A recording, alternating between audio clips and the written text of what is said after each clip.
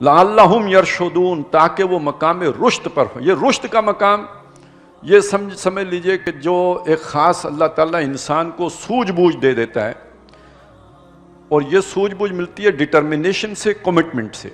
आप किसी भी नज़रिए के साथ कमिटेड हो जाएं, उसके साथ जाजिम हो जाएं, उसके साथ डिवोट कुर्बानी देने वाले हो जाएं, तो एक सिक्स्थ सेंस पैदा हो जाती है, छठी हिस्स, एक विजदान आपको मिल जाता है।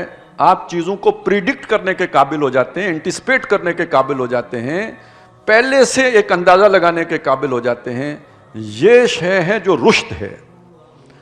वो जो कहा ना इकबाल ने कि कारे जहां बानी से है दुश्वार तर कारे जहां बीनी।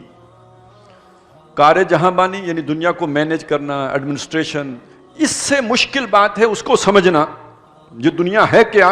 कारे जहां बानी से है दुश्वार तर कारे जहां बीनी, जिगर खूं हो तो चश्मे दिल में होती है नजर पैदा।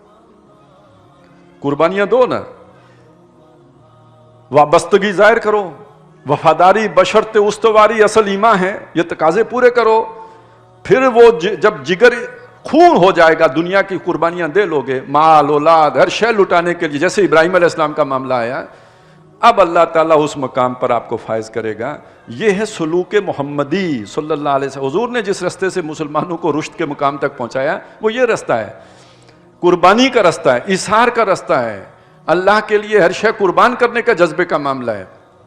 तो जिगर खूं हो तो चश्मे दिल में होती है नजर पैदा। तो वो जो नजर है उस यूं समझिए कि वो एक खास अल्लाह ताला एक एक्स्ट्रा सेंसरी परसेप्शन दे देता है बंदे को, कि चीजों को अब वो और ही तरीके से देखने के काबिल हो जाता है।